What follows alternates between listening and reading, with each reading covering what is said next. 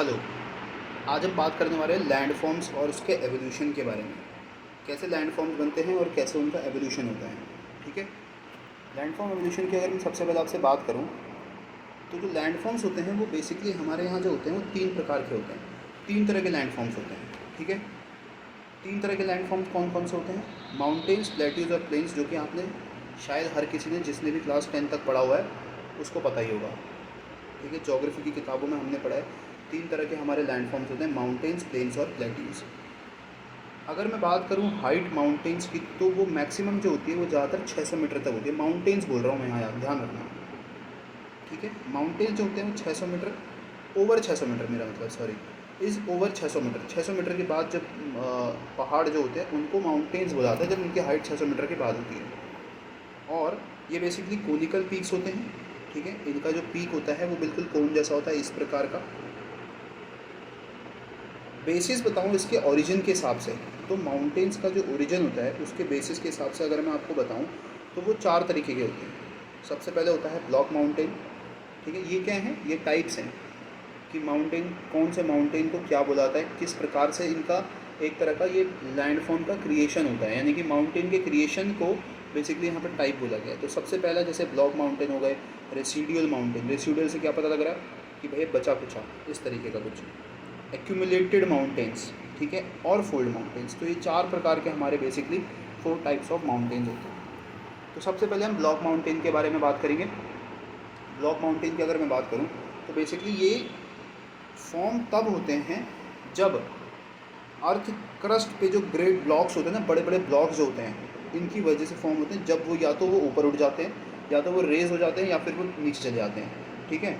अब ये कैसे होता है? ये होता है टेक्टोनिक एक्टिविटीज़ के कारण। जैसे कि हम सब जानते हैं कि हमारे ज़मीन के नीचे क्या है, टेक्टोनिक प्लेट्स हैं। जब उनके हिलने से, अब हिलना इन द सेंस अर्थक्वेक वगैरह या वोल्केनिक इरप्शन वगैरह से भी क्या होता है, अर्थक्वेक वगैरह जब ये सब आते हैं, ठीक है, डायस्ट्रोफिज्म बोलते हैं इसको। जब ये सब चीज़ें होती है उसकी वजह से क्या होता है, हमारे जो माउंटेन्स हैं वो क्रिएट होते हैं, ठीक है, या फिर डिस्ट्रॉय होते हैं।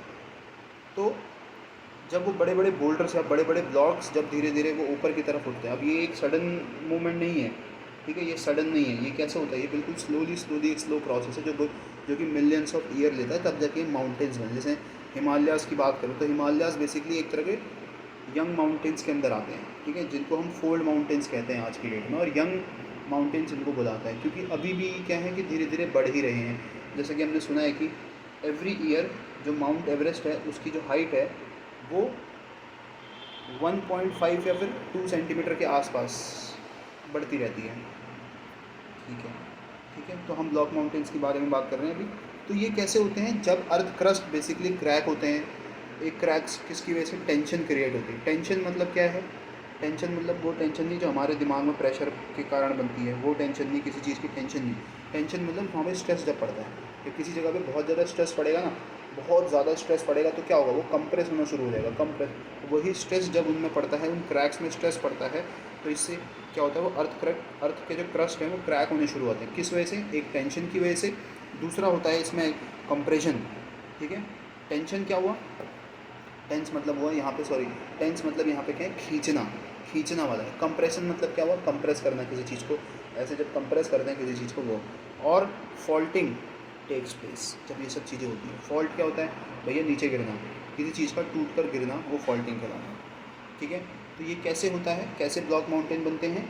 जब ग्रेट ब्लॉक, यानी कि जो अर्थ क्रस्ट पे क्या होता है, बड़े बड़े ब्लॉक्स जो होते हैं या तो वो ऊपर उठ जाते हैं या फिर वो जब नीचे दब जाते हैं, ठीक है, सबमर्ज हो जाता है, या फिर क्या हो जाता है, ऊपर को उठ जाता है।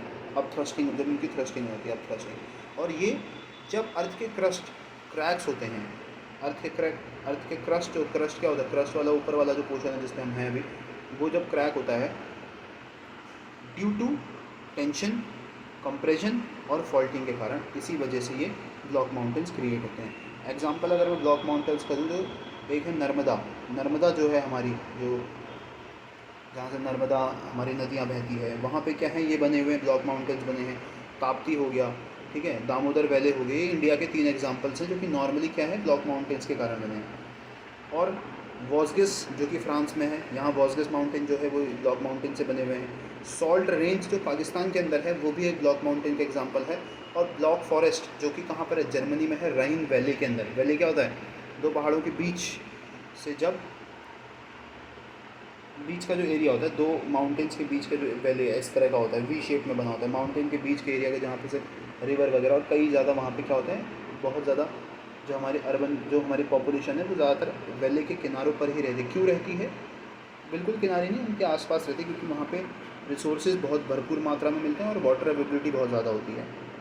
ठीक है, तो वहाँ पे वो क्या होता है, वैले राइन वैले जो कि जर्मनी में है, वो भी एक ब्लॉक माउंटेन है। दूसरा हम देखते हैं यहाँ पे ब्लॉक माउंटेन के अलावा कुछ एक वॉल्केनिक माउंटेन्स भी देखने को मिलते हैं। ठीक है, लेकिन ये एक टाइप नहीं है माउंटेन का, बट वॉल्केनिक माउंटेन्स भी देखने को मिलते हैं, जिसमें हम जो कि एक तरह का एक्यूमुलेशन के कारण ही होता है। ठीक है, यानी कि जब एक्यूमुलेशन होता है वॉल्केनिक मटेरियल का, ठीक है, एक्यूमुलेट मतलब जब इकट्ठा होना, या उनका जब वो इकट्ठे होते हैं एक जगह पे, ठीक है, जिसको mountains, it is also called mountains of accumulation, accumulate हो जाते हैं। जैसे एक्यूमुलेट मतलब इकट्ठा हो जाता है, तो वॉल्केनिक मटेरियल एक साथ एक जगह पे बहुत ज़्यादा इकट्ठा होते आता है, होते आता है, होते आता है। जैसे ज़मीन के अंदर से लाव जो मैग्मा है, मैग्मा जब बाहर आएगा तो वो फिर क्या होगा, ज़मीन की सतह पे आएगा तो उसको लावा बोल देते हैं। तो लावा जब एक ही जगह पे आता रहेगा, एक्यूमुलेट एक्यूमुलेट एक्यूमुलेट एक्यूमुलेट होता है, तो आइलैंड्स भी क्रिएट होते हैं ऐसे बड़े बड़े। तो वही एक्यूमुलेशन का प्रोसेस जो है वही क्या बनाता है, वॉल्केनिक माउंटेन्स बनाता है। एग्जाम्पल के तौर पे अगर मैं बात करूँ आपसे वॉल्केनिक माउंटेन्स की, तो यही कारण है जिसकी वजह से क्या होता है, एग्जाम्पल दे रहा था मैं, जैसे फूजी, जापान में फूजी, माउंट फूजी जो है वो एक वॉल्केनिक माउंटेन है। कोटोपैक्सी जो कि एंडीज़ माउंटेन्स के अंदर वहाँ पे आता है। ठीक है, वेसुविस और एटना जो कि इटली में है। माउंट एटना भी एक क्या है, बहुत ही खतरनाक वॉल्केनिक इरप्शन के कारण वो क्या बना है, वहाँ पे वॉल्केनिक माउंटेन बने हैं। माउंट मेयोन जो कि फिलीपींस में है। किलिमंजारो अफ्रीका में है, ठीक है, सबसे हाईएस्ट पीक बोली जाती है अफ्रीका की। और माउंट मेरापी जो कि सुमात्रा में है। सुमात्रा कहाँ पे, Sumatra island is in Indonesia. तो ये कुछ हैं जो कि ब्लॉक वॉल्केनिक माउंटेन्स हैं। तो यहाँ पे क्या है कि ये बिल्कुल वनडे एग्ज़ाम के हिसाब से तो बहुत अच्छे हैं, लेकिन इसकी अगर डीपली अगर इसको पढ़ना है तो उसके लिए मैं अगली वीडियो बनाऊँगा, उसमें डीप एनालिसिस बताऊँगा कैसे वॉल्केनिक माउंटेन्स कैसे बनते हैं। बाकी रेसिडुअल और डिसेक्टेड माउंटेन्स भी होते हैं। रेसिडुअल को डिसेक्टेड माउंटेन्स भी बुलाता है। ठीक है, रेसिडुअल मतलब बचा कुचा एक तरह का कह सकते हैं इस तरह। तो ये क्या है, ये तब बनते हैं जब इरोजन होता है, किसका, प्लेट्यूज का और हाई प्लेन्स का। ठीक है, वो भी किस एजेंट, जितने भी इरोजन के एजेंट बहुत सारे होते हैं। वाटर से भी इरोजन होता है, एयर से भी इरोजन होता है। ठीक है, ये कुछ टेम्परेचर ग्रेडियंट्स हैं, उनसे भी इरोजन होता है। वेदरिंग हो गया, ठीक है, वेदरिंग के अंदर बहुत सारे प्रोसेस आते हैं। ठीक है, विंड इरोजन, ग्लेशियर इरोजन, और हमारा और ये वाटर इरोजन, ये सब क्या है, ये सब इरोजन के कुछ इसके अंदर भी बहुत सारे इरोजन होते हैं, इरोड करते हैं। तो सॉइल का इरोजन, रॉक्स का इरोजन भी होता है। रॉक्स का इरोजन तो जैसे कि वेदरिंग है। वेदरिंग क्या है, रॉक्स का जब रॉक्स डीके होके गिरने लगती है और फिर उनका ट्रांसपोर्ट डिकम्पोजिशन के बाद उनका क्या होता है, वो फिर धीरे धीरे उनका ट्रांसपोर्टेशन होकर एक जगह पे इकट्ठा हो जाती हैं। यही एक वॉल्केनिक रेसिडुअल माउंटेन्स भी करती हैं। एग्जांपल कैटस्किल माउंटेन न्यूयॉर्क में है। नीलगिरी जो है हमारे यहाँ, और नीलगिरी और प्रशनाथ माउंटेन जो है यहाँ पे, किरनार और Rajmahal, Vindhyachal ranges, Aravalli ranges, Satpura ranges, eastern और वेस्टर्न घाट्स जो हमारे इंडिया में, सब रेसिडुअल और डिसेक्टेड माउंटेन्स का प्रकार है। तो समझ आ गया, रिजल्ट ऑफ इरोजन है। किसका इरोजन है ये, रिजल्ट ऑफ इरोजन है प्लेट्यूज का और हाई प्लेन्स का। हाई प्लेन्स क्या होते हैं, नॉर्मल प्लेन से थोड़ा सा हाइट जिनके जो प्लेट्यू भी नहीं है, ठीक है, हायर प्लेन्स है उनका, वो भी वेरियस एजेंट ऑफ इरोजन। याद रखना है इरोजन के कारण ही होता है सिर्फ। ठीक है, अब बेसिकली यहाँ पे इरोजन है तो ये विंड इरोजन की बात कर रहा है। Erosion, wind erosion, gradient, temperature gradient से भी इरोजन जो होती है उनकी बात नहीं कर रहे हैं। एक्यूमुलेटेड माउंटेन्स क्या होते हैं, एक्यूमुलेटेड मतलब these are form due to accumulation of sand. यानी कि जब सैंड एक जगह पे इकट्ठा होती जाएगी, ट्रांसपोर्ट होने के बाद एक जगह पे इकट्ठी होती जाएगी, तो उससे क्या होंगे, सैंड इकट्ठा होगी, सॉइल इकट्ठा होगी, रॉक्स इकट्ठा होंगे, लावा बनेगा बहुत ज़्यादा एक जगह पे इकट्ठा होगा। तो अर्थ के क्रस्ट पे जब ये होगा तो इससे क्या बनते हैं, जैसे सैंड ड्यून्स बन जाते हैं, बड़े बड़े सैंड ड्यून्स बन जाते हैं डेजर्ट्स में। ये भी क्या है, ये एक तरह का एग्जाम्पल है किसका, ये एग्जाम्पल है एक्यूमुलेटेड माउंटेन्स का। इसके बाद हम देखते हैं, अब सबसे इंपॉर्टेंट है फोल्ड माउंटेन। सबसे इंपॉर्टेंट इनमें दो थे, ब्लॉक माउंटेन्स और फोल्ड माउंटेन्स। बाकी रेसिडुअल माउंटेन्स भी इंपॉर्टेंट है। तो बेसिकली अब हम फोल्ड माउंटेन्स देखते हैं। फोल्ड माउंटेन्स क्या है, फोल्ड माउंटेन्स बेसिकली फॉर्म होते हैं जब कंप्रेसिव फोर्सेस, यानी कि कंप्रेसिव फोर्सेस का मतलब क्या हुआ, कंप्रेसिव फोर्सेस मतलब जब एक जगह से प्रेशर पड़े और दूसरी जगह से भी सेम प्रेशर पड़े और बीच में आके वो प्रेशर जब क्या हो, एक जगह पे स्टेबल हो जाए। तो ये क्या हुआ, एक तरह का कंप्रेसिव फोर्स जब बन रहा है, ठीक है, दोनों एक तरफ से फोर्स लगा रहे हैं। अगर यहाँ से कुछ पास्कल का फोर्स लग रहा है या प्रेशर लग रहा है, कुछ यहाँ से लग रहा है, तो ये फोर्स जनरेट होकर एक जगह पे इकट्ठा हो रहा है, एक ही जगह पे बना हुआ है, तो वो कंप्रेशन फोर्सेस बोलते हैं। जैसे जनरेट होते हैं एंडोजेनेटिक फोर्सेस के कारण। एंडोजेनेटिक फोर्सेस क्या होते हैं, जो इंटरनली अंदर से बाहर की तरफ आते हैं। एक्सोजेनेटिक मतलब जो बाहरी होते हैं। एक्सोजेनेटिक फोर्सेस जैसे रेनफॉल हो गया, प्रेसिपिटेशन जितना भी है वो सब एक्सोजेनेटिक फोर्सेस हो गए। हीट हो गई, यानी कि हीट वेव्स हो गई, लू वगैरह जितने भी विंड्स वगैरह ये सब चलती है वो सब हो गई। वाटर का चलना ये सब एक्सोजेनेटिक है। और सन मतलब जो हमारी ये आती है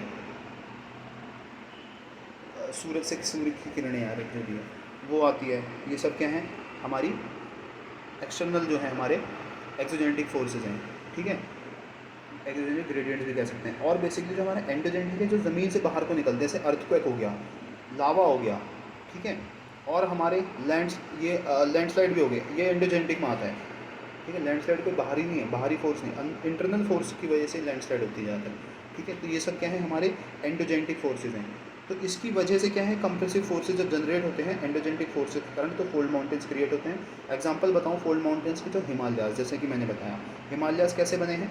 हिमालयाज़ बने हैं बेसिकली एक तरह का, क्या होता है इसमें, सीमेंटिंग के प्रोसेस से। सीमेंटिंग जब हुई, टेथीस सी जो थी हमारी, टेथीस सी, आज से कई साल पहले जो हमारी टेथीस सी थी, जहाँ पे हमारा गोंडवाना लैंड और पेंजिया हुआ करता था, उसके बीच में हमारे यहाँ पे क्या थी, टेथीस सी थी, ठीक है। एक ही समुद्र हुआ करता था हमारा उस टाइम, टेथीस सी। टेथीस सी में जब क्या हुआ, धीरे धीरे सेडिमेंट्स क्या थे, सारे एक ही समुद्र हुआ करता था। धीरे धीरे क्या हुआ, सारा जितना भी हमारा सेडिमेंट्स था वो सारा टेथीस सी में जाता गया। और धीरे धीरे क्या हो रहा था, नीचे जो हमारे टेक्टोनिक प्लेट्स थी वो भी आसपास, यानी कि एक दूसरे के करीब आते गए, कंप्रेशन हुआ। तो जब क्या होता है ना, कभी तुम, एक एग्जांपल देता हूँ, कभी पेपर फोल्ड करके देखना, नॉर्मल एक पेपर को कभी भी फोल्ड करोगे ऐसे करके, तो वो ऊपर की तरफ ऐसे ही फोल्ड माउंटेन की तरफ क्रिएट करेगा, एक फोल्डिंग बनाएगा। तो उसी तरह हमारे जो हमारी प्लेट से नीचे गई, यानी कि जो हमारे जो कॉन्टिनेंट्स है, जब वो धीरे धीरे पास में आए, यहाँ पे जब जुड़े, तो क्या हुआ, उससे क्या हुआ, जितने भी वो जो पानी के अंदर मलबा बना हुआ था, जितना भी सीमेंटिंग सेडिमेंटेशन थी, वो धीरे धीरे क्या हुआ, ऊपर को कंप्रेस होती गई, ऊपर को बढ़ती गई। और कंप्रेस होने के कारण क्या हुए, हमारे हिमालयाज़ का क्रिएशन हुआ, ठीक है। तो हमारी जो इंडियन प्लेट और जो यूरेशियन प्लेट थी, जब वो टकराई, उसकी वजह से सीमेंटिंग का प्रोसेस था, यानी कि सेडिमेंटेशन बहुत ज़्यादा ऊपर आए और हमारा हिमालयाज़ का क्रिएशन हुआ, ठीक है। तो ये फोल्ड माउंटेन्स जैसे कि हिमालयाज़ हो गए, और एल्प्स माउंटेन भी हैं जो फोल्ड माउंटेन का एग्जांपल है। रॉकीज़ हो गए, एटलस माउंटेन हो गए, एंडीज़ माउंटेन हो गए, ये सब क्या हैं, these all are the examples of fold mountains. अब फोल्ड माउंटेन्स के अंदर भी दो तरह के माउंटेन्स आते हैं, एक आते हैं यंग और न्यू फोल्ड माउंटेन्स, दूसरे आते हैं हमारे ओल्ड माउंटेन्स। यंग और न्यू फोल्ड माउंटेन्स क्या होते हैं, ये बेसिकली अगर मैं आपको बात बताऊँ, ये एग्जिस्टेंस है जब कॉन्टिनेंटल ड्रिफ्ट होती है, यानी कि ये कॉन्टिनेंटल ड्रिफ्ट के कारण जब ये बने थे। ये कॉन्टिनेंटल ड्रिफ्ट जब हुई थी हमारे यहाँ पे, कॉन्टिनेंटल ड्रिफ्ट थ्योरी जो एल्फ्रेड वैगनर के द्वारा दी गई थी, 1985 के आसपास दी गई थी, ठीक है। कॉन्टिनेंटल ड्रिफ्ट थ्योरी के अंदर बोला गया था कि जो न्यू फोल्ड माउंटेन्स, यानी कि जो जैसे हिमालयाज़ क्या है, regarded as the youngest mountain in the world, सबसे ज़्यादा यंगेस्ट माउंटेन बोले गए हैं। ओल्ड माउंटेन्स में they belong to the pre drift era.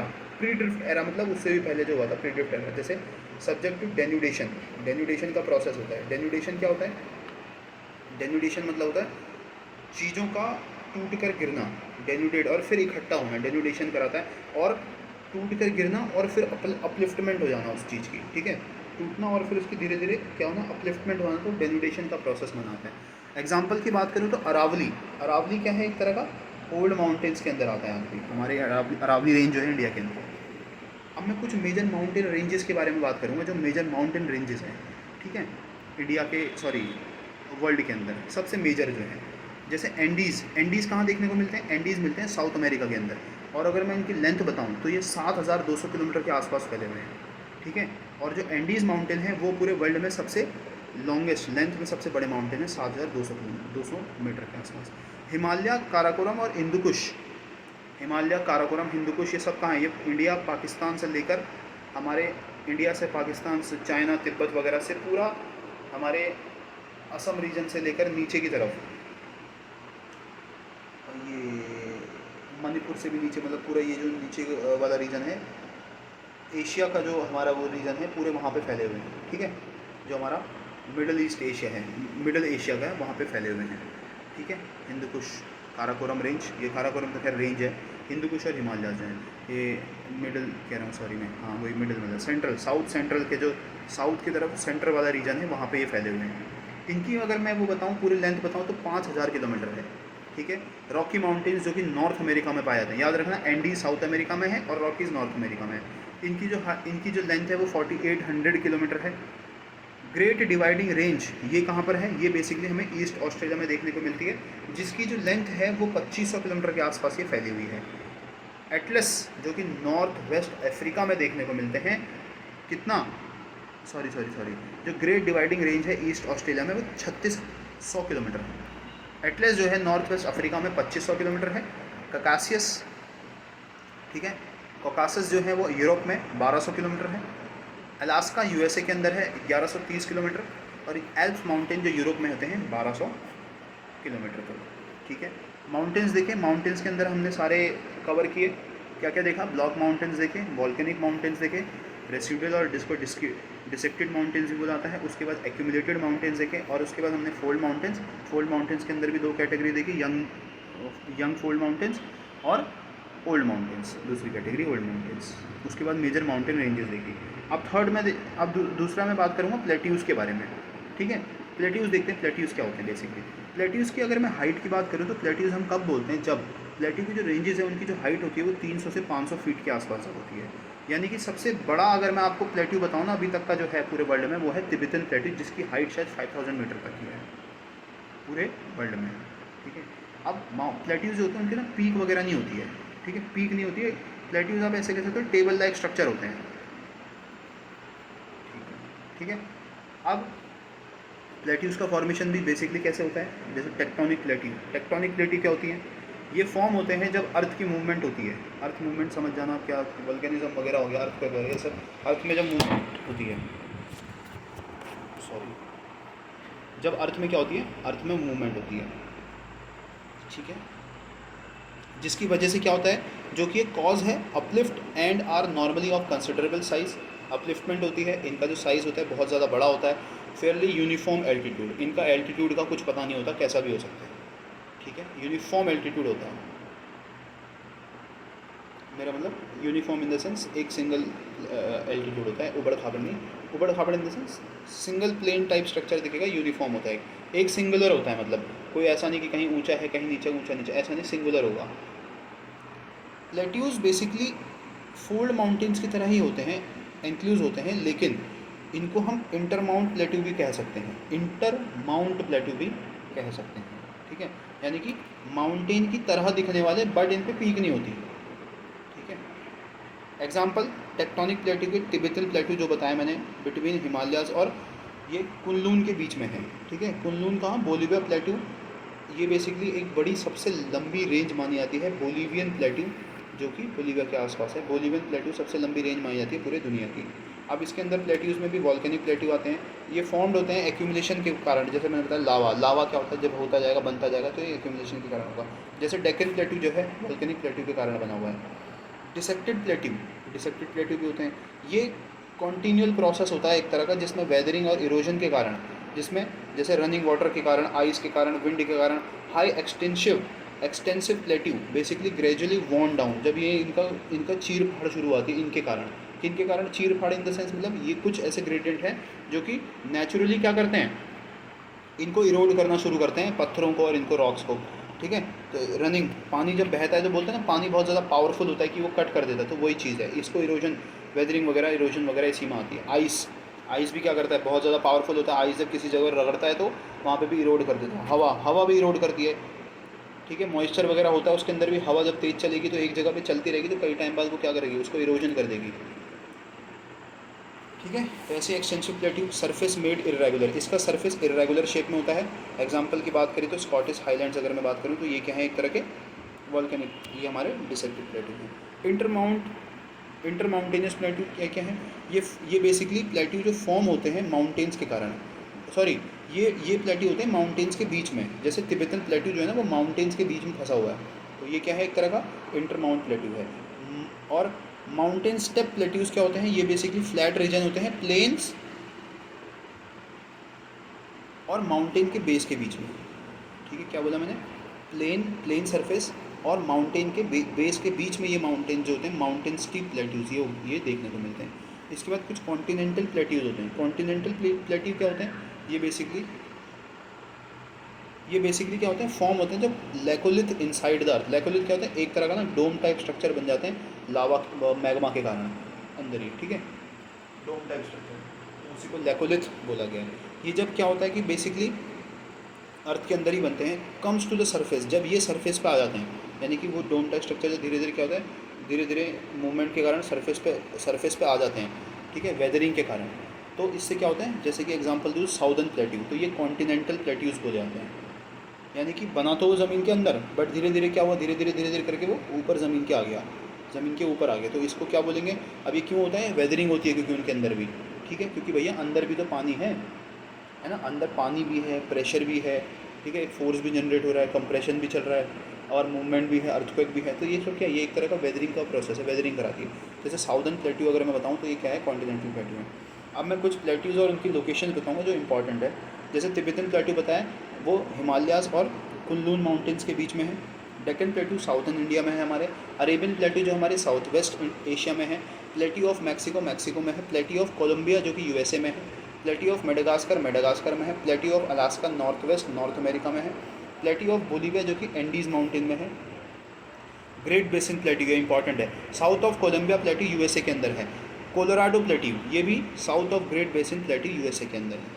अब एक और प्लेट्यू आता है जैसे कि डोम लाइक प्लेट्यू। ये क्या होते हैं? ये होते हैं बेसिकली एक तरह का, ये तब फॉर्म होते हैं जब ये फॉर्म डोम लाइक, ये क्या होता है ना, डोम लाइक मतलब ये बेसिकली क्या होता है कि जैसे हमारे इंसानों के चलने से, इंसानों के मूवमेंट और एनिमल के मूवमेंट से क्या होता है कि वहाँ का जो सरफेस होता है वो धीरे, जब उस पर जितना चलोगे तो क्या होगा, दबेगा और वहाँ की मिट्टी इधर उधर जाएगी। तो इसी वजह से ही क्या बनते हैं, ये फॉर्म होते हैं। मतलब फॉर्म हम नहीं करते इनको, ठीक है, फॉर्म मेरा मतलब फॉर्म इन द सेंस मतलब जब हम ही फॉर्म कर देते हैं, थोड़ा बहुत ये भी है। जैसे रामगढ़ प्लेट्यू जो है वो एक तरह का क्या है, डोम लाइक प्लेट्यू, ठीक है, जो कि हमने बनाया एक तरह का। Movement of man animals on the surface के ऊपर जब हम चलते हैं वगैरह वगैरह करते हैं, तो उसकी वजह से कई तो हम प्लेट्यू बना भी सकते हैं। बना के प्लेट्यू बेसिकली बहुत ज़्यादा रिच इन मिनरल्स होते हैं, बहुत मिनरल्स होते हैं, मेरा मतलब बना नहीं सकते हैं। रामगढ़ प्लेट्यू जैसे हो गया, वो क्या है, जब उसके ऊपर चले तो हमने देखा कि भाई प्लेट्यूज़ हैं, जिसको हमने खोद के बाद में उसके सरफेस को हटा के प्लेट्यूज़ को बाहर लाया, तो एक तरह का वो डोम लाइक स्ट्रक्चर। अब हम प्लेन्स के बारे में देखते हैं। थर्ड हमारा जो मेजर लैंड फॉर्म्स है वो प्लेन्स क्या हैं? प्लेन्स बेसिकली डिफाइंड होते हैं एक ऐसा फ्लैट एरिया जहाँ पे हाइट जो होती है वो 500 फीट से नीचे होगी, याद रखना, ठीक है, 500 फीट से नीचे होगी तो वो प्लेन्स कहलाएंगे। क्लासिफिकेशन बताऊँ प्लेन्स की, तो बेसिकली स्ट्रक्चरल प्लेन्स होते हैं कुछ। ये फॉर्म होते हैं जब अपलिफ्ट होती है पार्ट ऑफ सी फ्लोर, जब सी फ्लोर अपलिफ्ट हो जाता है, ठीक है। जैसे ग्रेट प्लेन ऑफ यूएसए की बात करूँ तो ये क्या होते हैं, स्ट्रक्चरल प्लेन बोलते हैं। कुछ इरोजनल प्लेन होते हैं, ये तब होते हैं जब जो लैंड होगी वो क्या होगी, एलिवेट हो जाएगी, यानी कि एलिवेट ट्रैक्ट ऑफ लैंड, यानी कि कोई एक पार्ट का लैंड का पार्ट जो धीरे धीरे ऊपर को उठना शुरू होगा, और उठने के बाद धीरे धीरे क्या होगा, उसका जो सरफेस है वो इरोड होना शुरू होगा और वो प्लेन में कन्वर्ट होना शुरू हो जाएगा, ठीक है, by the process of erosion के कारण। जैसे प्लेन ऑफ नॉर्थ कनाडा, यानी कि ये था तो हो सकता है कि ये क्या पता है प्लेट्यू धीरे धीरे वो इरोजन के बाद जो हमें दिख रहा हो वो प्लेन वाला एरिया हो, तो ये इरोजनल वाला हो गया। डिपोजिशनल क्या होगा भैया, जब फिलिंग अप ऑफ सेडिमेंट, एक जगह पे सेडिमेंट जब एक्यूमुलेटेड उनका डिप्रेशंस में जब वो भरने शुरू हो जाएंगे, जिसके बाद क्या होगा, फुट हिल्स के आसपास ही होंगे, यानी कि फुट हिल्स क्या होते हैं, जिसको पीड माउंट भी कहते हैं, यानी कि पीड माउंट मतलब जो हमारे माउंटेन्स है, माउंटेन्स की तलहटी जो बोल देते हैं, ठीक है, वहाँ पे जब देखेंगे लेक्स में और सी के आसपास, जैसे इंडो गैंगेटिक प्लेन जो हमारा पूरा वो हो गया, वो क्या है, एक तरह का डिपोजिशनल प्लेन से बना हुआ है। अगला है हमारा वेदर्ड प्लेन्स। वेदर्ड प्लेन्स क्या है, ये प्लेन फॉर्म होते हैं वेदरिंग के कारण, जैसे रिवर्स, ग्लेशियर, विंड्स, ठीक है, इसी के कारण होते हैं। मतलब ये वेदरिंग क्या होता है, ये एक तरह का मतलब एक तरह का ऐसा प्रोसेस है ना वेदरिंग के अंदर, जैसे रिवर्स के कारण वेदरिंग होती है, ठीक है, एक तरह का मतलब ये मान लो वेदरिंग, जैसे रिवर कहीं से बहेगी तो वो पत्थरों को तोड़ते हुए आगे जाएगी, आगे बढ़ेगी। ऐसे ही ग्लेशियर जब आगे बढ़ते हैं तो ग्लेशियर क्या करते हैं, बहुत ज़्यादा हैवी बल्की होने के कारण वो आगे को चीज़ों को इरोड करते हुए निकलते हैं। ऐसे ही हवा होती है, हवा में भी क्या होता है, अपना खुद का एक, उसका भी क्या होता है, हवा का एक प्रेशर होता है, तो हवा जब किसी जगह पे लगती रहती है धीरे धीरे, अब हम तो क्या है, हम मूव करते रहते हैं, हमको इरोड नहीं कर पा रही है, वरना हमको भी इरोड कर देगी, पत्थरों को कर देती है, तो स्टेबल रहेंगे तो धीरे धीरे हो जाएगा, हो सकता है। तो ऐसे ही क्या है, विंड जब कोई चीज़ एक स्टेबल रहती है, जब विंड उस पर लगती है पत्थरों में बार बार, तो क्या होता है, उस जगह को वो धीरे धीरे करके काटना शुरू कर देती है। इसी चीज़ के प्रोसेस को जो ये कर रहे हैं बार बार इरोजन वगैरह, इनको वेदरिंग कह देते हैं। लुईस प्लेन सेटिस, ये क्या है, ये बेसिकली फॉर्म होता है जब सॉयल और जो सैंड होती है जो सॉयल और सैंड होती है ये ब्रॉड बाय विंड्स, यानी कि जब कहीं बहुत तेज़ हवा बही बही मतलब हवा चली और चलती है तो क्या करते हैं ये अपने साथ, जैसे कभी आप वहाँ जाओगे ना जैसलमेर साइड वगैरह, जब इस तरफ से कई बार ट्रेन आती है वापस इधर दिल्ली साइड को, तो उनमें मिट्टी भरी होती है। क्यों होता है ऐसा? क्योंकि वहाँ पे क्या होता है कि जो डेजर्ट्स वगैरह वाला रीजन है वहाँ से क्या होता है, हवा उड़ के अपने साथ क्या लेके आती है, सैंड्स के पार्टिकल्स को उठा के लाती है और वो उनको वहाँ पे डिपॉजिट कर देती है। तो कई बार ऐसा देखने को मिलता है, हमेशा ही होता है। खैर जब उधर को निकलते हैं जैसलमेर साइड इन तरफ निकलते हैं तो वहाँ पे कई बार ट्रेन्स के अंदर क्या होता है, हमें क्या देखने को मिलते हैं, सेडिमेंट्स देखने को मिलते हैं, बहुत मिट्टी देखने को मिलती है। तो ये इसी कारण है। तो वही एक तरह का लुईस प्लेन सेटीज़ होते हैं। तो ऐसे क्या होते हैं कई जगहों पे जब सॉयल और सैंड जब क्या होते हैं अपने साथ, जब हवा अपने साथ जब सॉयल और सैंड लगे तो डिपॉजिट करके धीरे धीरे वहाँ पे भी प्लेन्स बनना शुरू होते हैं। ठीक है, अब इसके बाद कार्स्ट प्लेन्स, ये सबसे ज़्यादा इंपॉर्टेंट है इसका। वैसे कार्स्ट प्लेन जो है बहुत ज़्यादा पूछा आता है और ये इंपॉर्टेंट भी है। ये भी बेसिकली क्या है, जब लाइमस्टोन की वेदरिंग होती है ना, लाइमस्टोन की वेदरिंग ये ज़मीन के अंदर होती है, वेदरिंग होती है, धीरे धीरे क्या होता है पानी के कारण और लाइमस्टोन जब वेदर होना शुरू होता है तो कार्स्ट टोपोग्राफी बनती है। ये मैं डिटेल में बाद में बताऊँगा अभी। ठीक है, इरोजनल प्लेन्स ये क्या है, ये इरोजन हमें मैंने बता दिया आपको कि रिवर बैंक से गिराने जब क्या होता है, रिवर के कारण जब इरोजन होना शुरू होता है तो उसके बाद इरोजनल प्लेन्स बन जाते हैं। ग्लेशियल प्लेन्स, ग्लेशियल से समझ आ रहा है कि भैया ऐसे कुछ मार्शी प्लेन्स होते हैं जो कि बेसिकली आइस के डिपोजिशन के कारण होते हैं। ठीक है, डेजर्ट प्लेन्स ये बेसिकली एक रिजल्ट है जिसमें फ्लो ऑफ रिवर बनता है। क्या बनता है? फ्लो ऑफ रिवर बनता है और जिसकी वजह से क्या होता है डेजर्ट प्लेन्स भी क्रिएट होते हैं।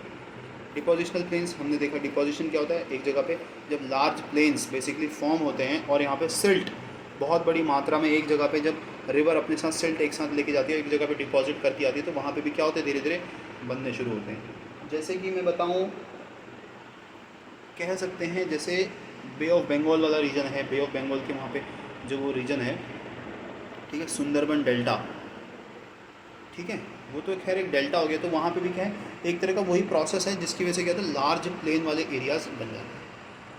तो हमने लैंडफॉर्म्स के बारे में पढ़ा और इनका एवोल्यूशन देखा कि किस तरीके से ये एवोल्यूट होते हैं, किस तरीके से बनते हैं।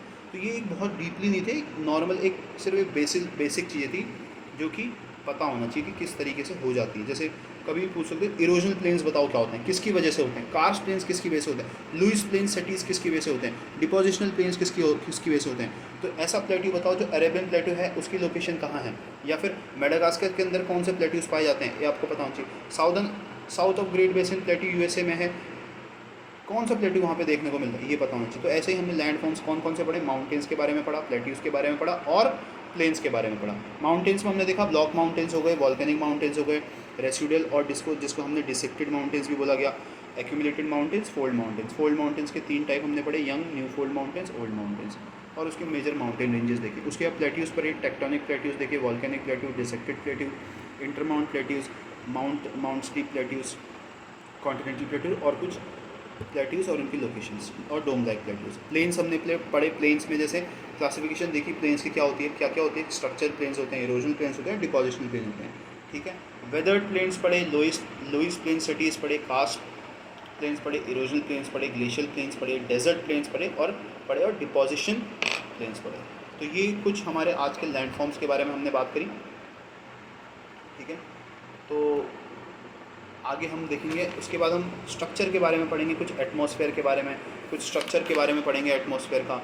ठीक है, ये इंपॉर्टेंट है एक टॉपिक। और फिर हम देखेंगे वेदर और क्लाइमेट क्या होता है, उसके बारे में भी हम आगे पढ़ेंगे। फिर हम धीरे धीरे विंड्स की तरफ जाएंगे, विंड्स के बाद उसके अंदर हम primary wind, secondary wind, tertiary wind क्या होती है, फिर हम क्लाउड्स के बारे में पढ़ेंगे। तो ये कुछ इंपॉर्टेंट है। फिर क्लाइमेट क्या है, फॉरेस्ट के बारे में, hydrosphere, relief of ocean basin के बारे में पढ़ेंगे, कॉन्टिनेंट्स के बारे में पढ़ेंगे, वर्ल्ड के कॉन्टिनेंट्स क्या क्या हैं। ठीक है, और इम्पॉर्टेंट फैक्ट्स और जो भी इंपॉर्टेंट फैक्ट्स है उसके बारे में पढ़ेंगे। तो ये एक किताब है जो कि डॉक्टर मनीष रंजन के द्वारा है, एक समरी है एनसीईआरटी की, जो कि बहुत ही सिंपल और बहुत ही सोफिस्टिकेटेड तरीके से बनाई गई है, जो कि 6 to 10 क्लास तक के बेसिक समरीज़ को उठा के बनाई गई है, बहुत ही ईजी लैंग्वेज में लिखा गया है। ठीक है, और बहुत इंपॉर्टेंट चीज़ें भी इसके अंदर दे रखी हैं। ठीक है, तो मैं होप करता हूँ कि आपको ये सेशन देख के अच्छा लगा होगा। Thank you so much.